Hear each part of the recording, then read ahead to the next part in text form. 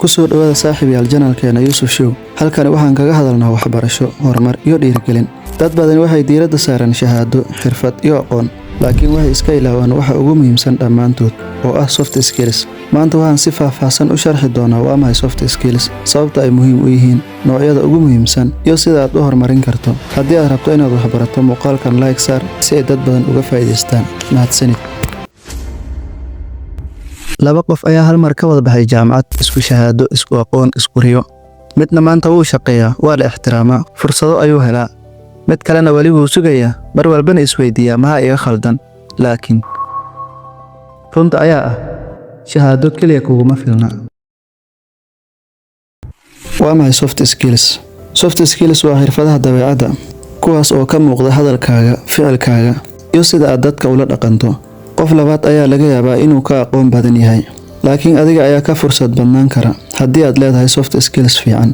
tusaale ahaan, laba qof oo isku shahaado ah, laakiin midkood wuu dhageystaa, wuu fahmaa, wuu xushmeeyaa, kan kalena wuu xanaaqaa, hadal adag ayuu adeegsadaa. yaa shaqada la siinayaa? jawaabtu waa iska caddahay saaxiib, ee commentiga hoose noogu reeb. maxay soft skillsku muhiim u yihiin? soft skills waa waxa dhisa sumcadaada.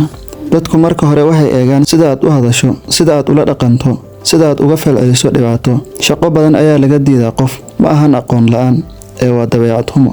haddii aad rabto in lagu tixgeliyo, in lagu aamino, in lagu doorto, soft skills waa lama huraan. soft skills muhiim ah. qodobka koowaad, isgaarsiin wanaagsan, communication.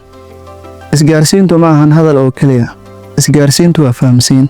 qofka hadalka yaqaan si cad ayuu u hadlaa, dadka wuu dhageystaa, hadal dhaawac lehna ma adeegsado. tani waxay ka caawinaysaa saaxiibtinimo, shaqo iyo kalsooni bulsho. qodobka labaad, kalsoonida nafta, self confidence. kalsoonidu waa inaad ogaato waxa aad tahay, kana shaqayso waxa aad rabto inaad noqoto. qof kalsooni leh wuu hadli karaa, wuu diidi karaa, wuu qiran karaa qaladkiisa. kalsooni la'aan waa cadowga guusha. qodobka saddexaad, maareynta waqtiga, time management. waqti kasta oo kaa taga weligaa dib uma helaysid. qofka waqtigiisa maamula wuu horumaraa, wuu qorsheeyaa, noloshiisa ayuu hagaajiyaa. haddii aad maanta waqtigaaga maamuli weydo, beri fursad uma heli doontid. qodobka afaraad, xakamaynta dareenka, emotional intelligence. qof kasta wuu xanaaqaa, laakiin qofka guulaysta waa kan xanaaqiisa xakameeya. ha noqon qof hadal degdeg ah, ficil degdeg ah, go'aan degdeg ah qaata. baro inaad ka fikirto ka hor inta aadan falin. qodobka shanaad, la qabsiga isbeddelka, adaptability. dunida maanta hal meel kuma joogto. qofka diida isbeddelka wuu harayaa, qofka aqbalaa wuu horumaraa.